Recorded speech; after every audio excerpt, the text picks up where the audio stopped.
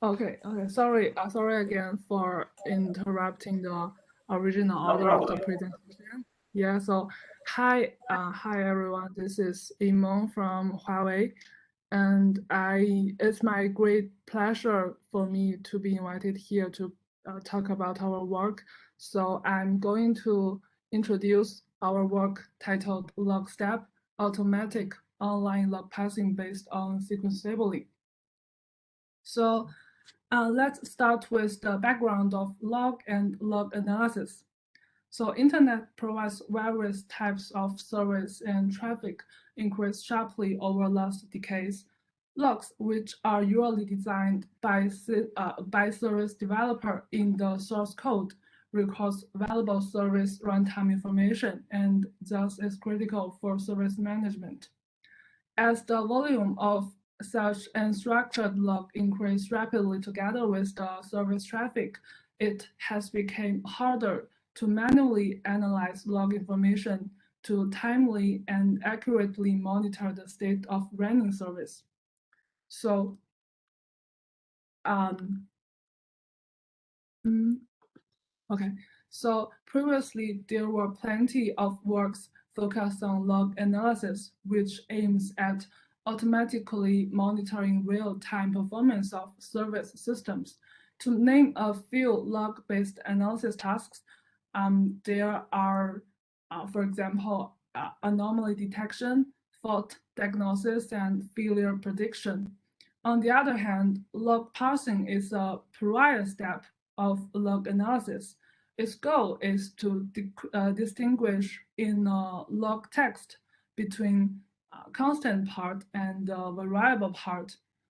Then logs can be presented in the format of key value pair, where the key is the unique identifier representing a single template, and the value are the variable sets in the log.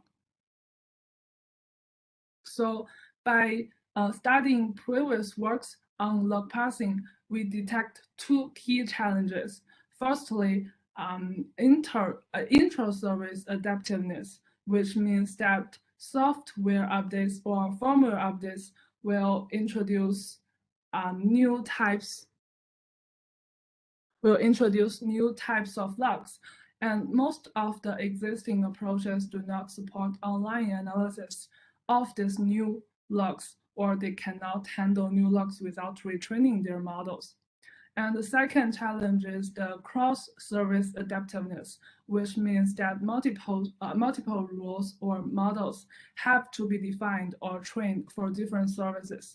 A model trained for service A cannot be able to parse logs of service B. And if we only use, so from the right table here, if we only use some small amount of the logs to train a log parsing model, we can see that the existing approaches, the performance of these existing approaches decrease sharply.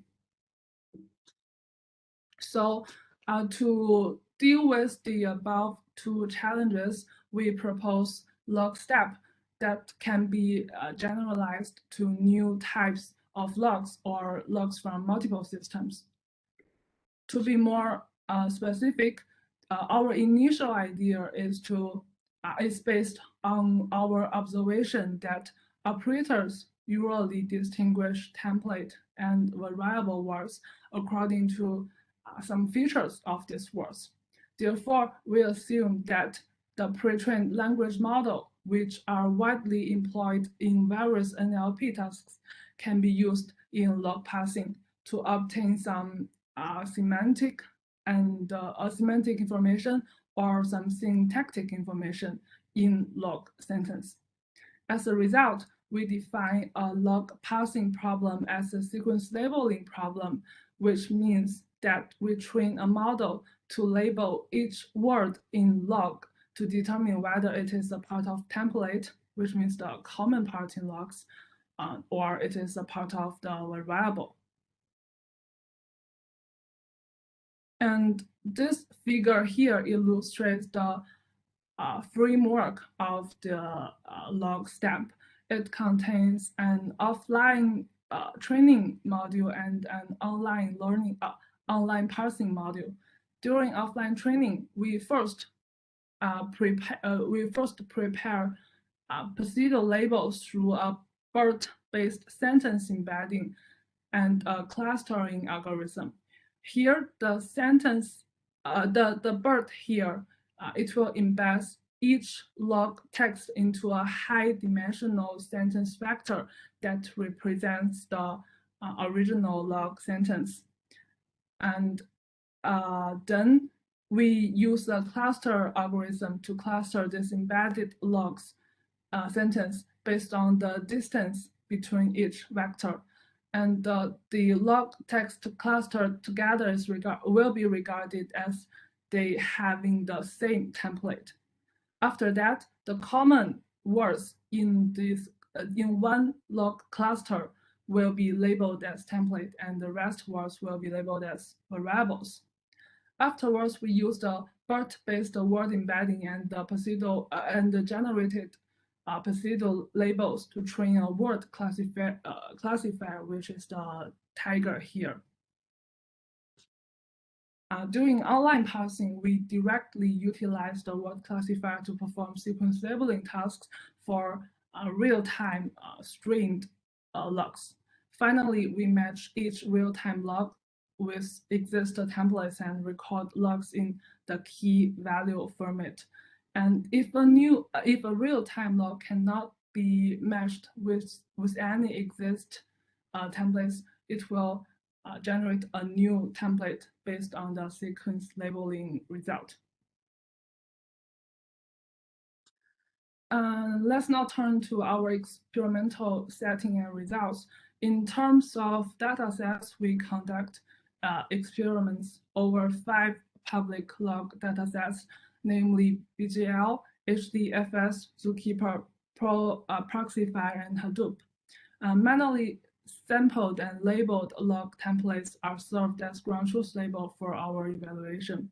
And we also implement some previous approaches on log parsing as our baseline.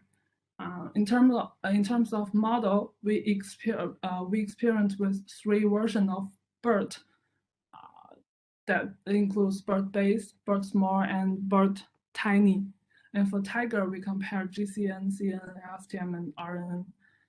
Finally, we use rand index as the evaluation metrics to quantitatively evaluate our proposal. Here shows the result of our experiments. From the result, we can see that LogStamp has very high and consistent accuracy in both offline and online labeling, which are illustrated in Table 2 and Table 3 here.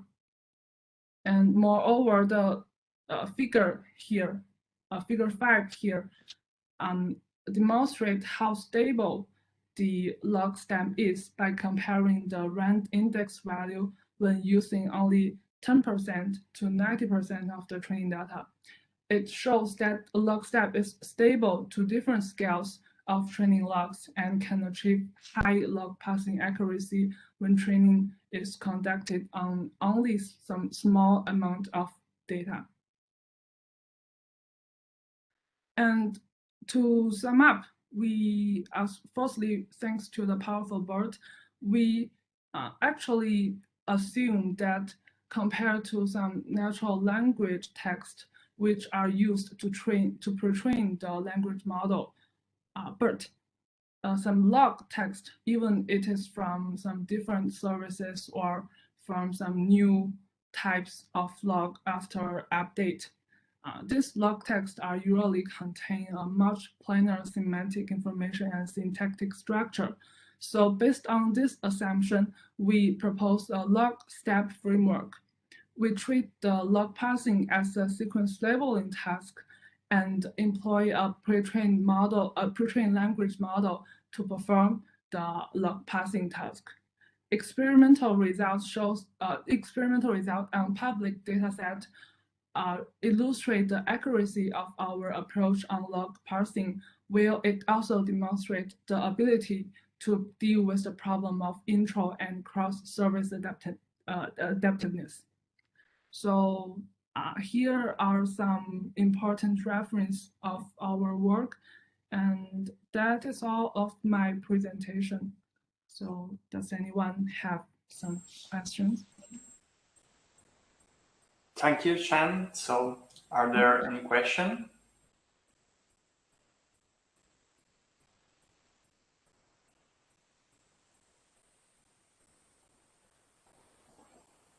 Okay, can I ask a question? Yes. Yes, please. Yeah. Please. Thank you very much for the great presentation. It's very much interesting. Just one curiosity is that I'm not quite sure about random index, but is there any reason you chose that kind of metric rather than like traditional ones like accuracy, something like that? Any reason for that? Okay, so the log parsing is actually we treat it as a clustering problem, because the goal is to detect the cluster to detecting a very large amount of real-time logs, which few logs have the same template. So we just use the clustering metrics to detect whether we can classify these logs into the same cluster. And if we can cluster it correctly, then we can use an identifier to represent this cluster of logs. And then we can, based on this, at the order of these identifiers, to do some following tasks, such as some fault diagnosis and so on. So here we use a random index just because we think this is a cluster problem. So we use a matrix of clustering. Okay. Yeah, thank you. That makes sense.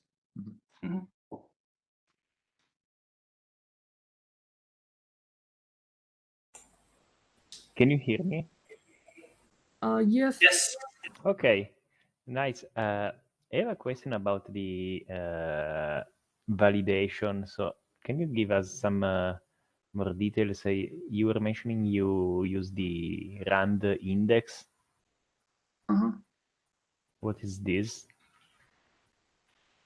Okay, so from the whole validation set, the ground truth label actually tell us which text, which logs are in the same are having the same template. For example, we have numbered 1. We have 10 logs numbered 1, which means they are one cluster, and another logs are labeled as 2, which means that they are in another cluster. So for rand index, we just randomly pick 2 of logs from the whole data set. And if our algorithm correctly labeled them as one group, this will be a true positive sample. And if they are actually not in, they should not be in the same cluster, but our algorithm label them in the same cluster, this will be false positive. So we have true positive, false positive, true negative, and false negative. So the rand index is actually calculated by the true positive and true negative divided by the number of the whole data set. So it actually calculates whether you for how many logs you cluster them in a true group. Okay. Thank you. And by the way, very nice idea and work. Thank you.